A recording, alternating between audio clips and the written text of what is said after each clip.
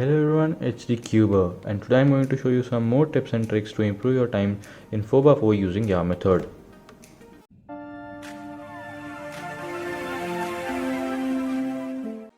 So in the last video I showed you some tips to improve your first two centers, first three cross edges and the last cross edge. In this video I'm going to show you how to improve your centers, your edge pairing and a 3x3 stage. So let's get started.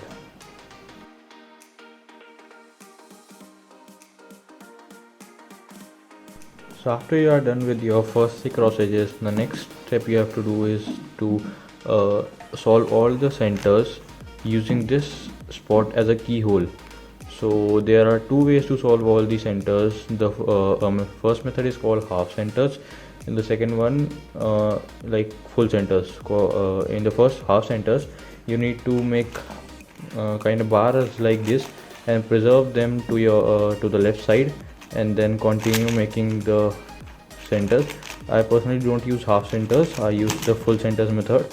And so in the full centers you need to make the center which you see first, and which is the most easiest one of them all. So in this case I have this red bar made here and this red piece here. So the way you can solve the centers here is that you will see the piece is over here and the bar is over here. So you will take a glance over to the top and you see that here's the other piece. So how you can solve the red center is that you will bring it over to make them into so that you can join them, and then you can join them like this. So not like this, because then you have to do a 3 wide R. So the better way will be to do like a M move and then join them and then insert them and then do a wide 3 wide R prime. So then you also get this blue center made up. So then you can check in above. So there's no blue piece over here, so so you have to remember that the blue piece is here. This is the bar, so the remaining blue piece is here, not here but here. So then now you can just take a glance over, and then without looking down you can just pair them and insert them now. So now in the last two centers, when you have this type of case where you have a X kind of situation here and a bar here, so you can do is like insert this bar normally and then insert this piece either by this M moves or doing something kind of this and then inserting it. I like both the cases equally, so you can use any one of them. So important tip here that in this case the blue center is solved and you need to solve the orange one next. So so here's the bar. So many people will just put it like this. So it's not the best case. In this scene it turns out to be the best one, but usually you have to preserve this bar, this green bar. So I will do something like is that I will first move it up and then preserve the green bar and then insert the orange one, and then I'll move up and solve the orange bar and then insert it by the M moves, so that you have the whole orange center solved and mostly green solved. So then now you can solve it like just this.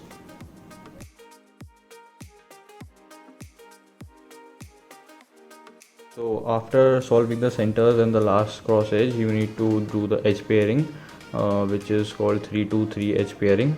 So in this case you can see that like most in 3-2-3 edge pairing, what we have to do is do a slice and then insert the piece which is like the pairing edge piece of this edge. So in this case it's here, so you will take it out and insert it here just like this. So when you slice back they will be paired. So before slicing back we will insert this edge piece as well. So it's here, so you can insert it like this, and then next here it will be the last one. So in this case the edge turned out to be here, so we can't insert it because it will mess up this edge, the orange green one. So we have to just slice back, and here we made two edges. If this wouldn't have been like paired up with that edge, then we could have made three edges. So in this case, now we have just to do the normal edge pairing.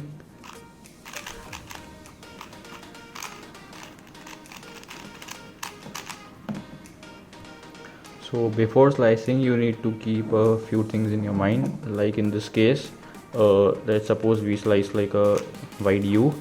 So now we have to find a piece of yellow orange. So you will look, but you will find out that the piece is here.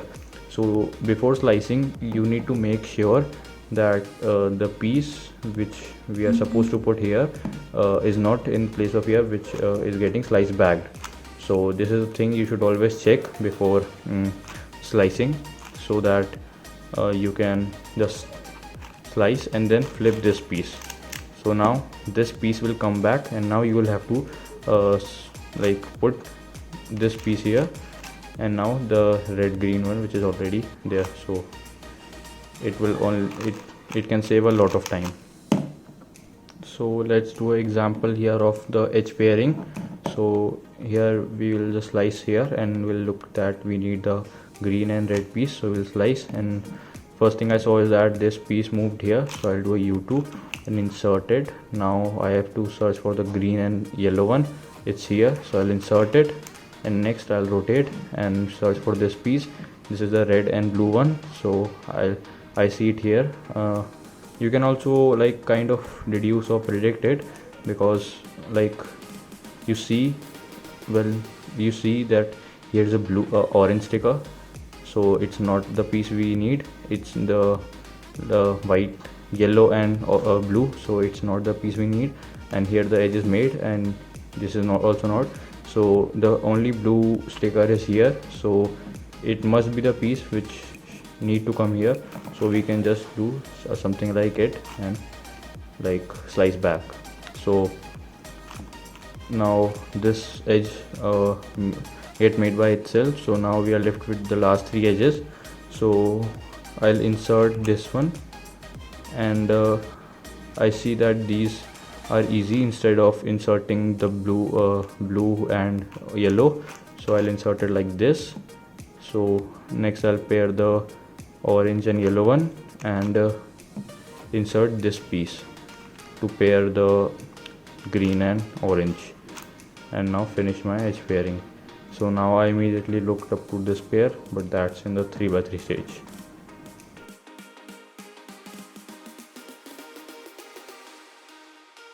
So after you finish your edge pairing, you need to do the 3x3 stage. So F12 is pretty normal, like you do in 3x3. So no tips for there.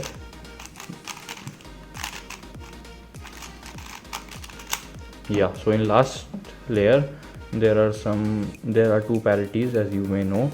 So like there are situations where you can get OLL parity. So in this case there's a edge here, so we can either make up a line or a L, like here or here. I usually make a line because I know the full OLL, but still I find the line OLL is pretty much more easy. So you can, in this case, you can hold it from anywhere and do a OLL parity. The OLL parity will be in description just in case. The parity which I use consists of U2 flicks from the left side only, so I can do it pretty quickly. There are many parity algorithms, but if you are using the R2B2 one, like you need to switch to this algorithm, because I use that algorithm and I now use this. It is really much better than this. So you can do the parity either way and get any OLL.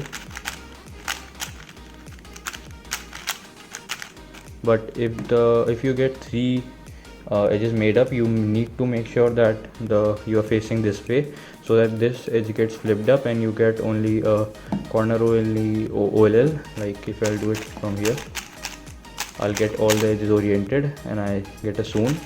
But if I had done from here, I'll get a line case, so it's no better than a Soon. So make sure that you do from the angle where three edges are here, and this one needs to be flipped. So now to the PLL parity. So PLL parity, like you can get in any PLL cases, so you need to make sure from where you apply the PLL parity so you get the easiest PLL. Like in this case, you can get either a R pump or a G pump. So an R pump is obviously better. So you can imagine that from where you will apply and get an R pump. If you will apply the PLL parity from here, this edge will come here and this edge will come here. So the green one will be here and the red one will be here. So it will be a G pump, where this case where the headlights are back and the block is here. But if you apply the PLL parity from here, this edge will be here and this edge will be here. So these so it will be an R pump where these two corners needed to be swapped and these two edges need to be swapped. So let's apply the PLL parity, and you can see that it is an R pump where these two edges need to be swapped and these two corners needs to be swapped. So you should always keep in mind so where to apply the PLL parity from.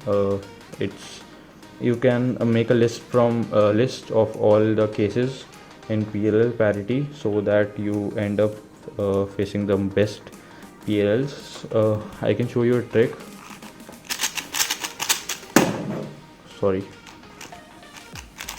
So like if you get this kind of case where these two edges need to be solved and the rest of cube is solved, most people will do just apply the PLL parity and then face a U pump and then solve it. But the better way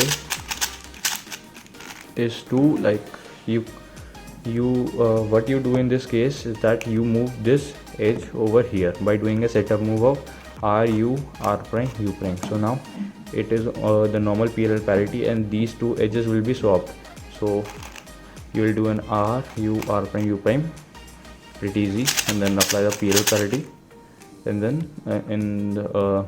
then you can solve this pair as an actual, not like by R, U to R prime, because that will be an anti-Soon case, but by U prime and R, U prime, R prime.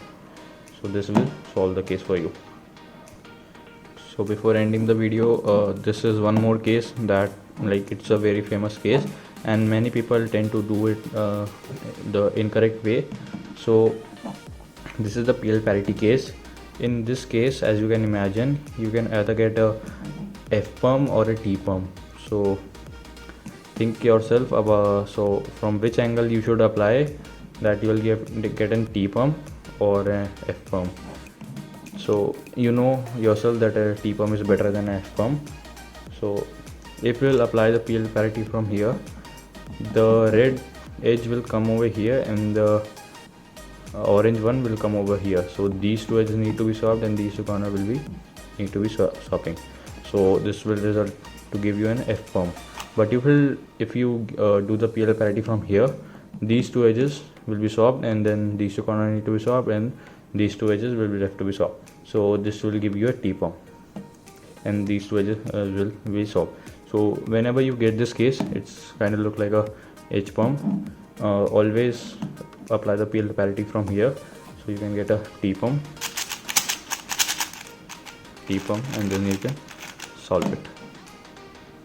So guys, that's all for this video. I hope you learned something from this.